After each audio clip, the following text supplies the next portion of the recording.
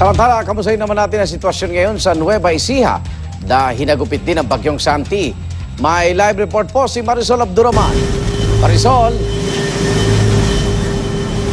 Igan, alam mo, hindi nga biro ang naging pinsala ng bagyong Santi dito sa Nueva Ecija. Sa agrikultura pa lamang 2.7 billion pesos po ang nasira dito. Maliban pa yan sa napakaraming bahay na nawasak. Sa bayan ng Talavera sa Nueva Ecija, hindi ginaya ng mga naglalakihang puno ang lakas ng hangin kung hindi sa kalsada. Sa mga bahay na bagsakan ang mga ito, pilit namang isinasalba ng mga magsasaka ang mga nabasang palay. Buti lang na pakinabangan ng konti. Maging bigas gano'n. Para masingawan lang, hindi masira. Matinding pinsala rin ang iniwan ng bagyong Santi sa Cabanatuan City. Hele-helera ang mga naglalakihang puno na nabuwal.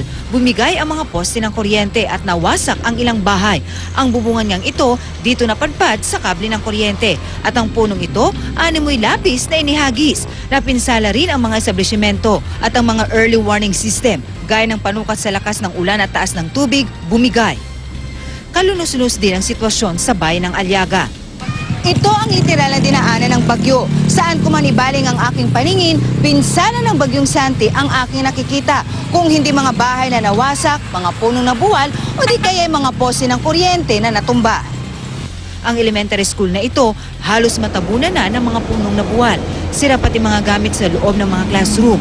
Sa Aliaga National High School, nawasak na nga ang mga classroom, nilipad pa ang mga bubungan na tumilapon sa mga puno. At bagamat tumigil na ang ulan, hanggang tuhod pa rin ang baha sa Barangay San Juan.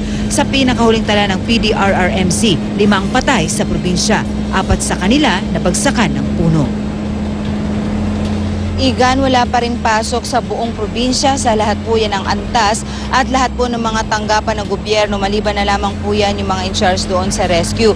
Pero yung mga pribado po dito ay nasa diskresyon na raw po ng management.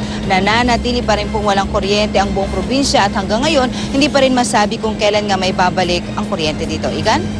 Maraming salamat, Marisol Abduraman.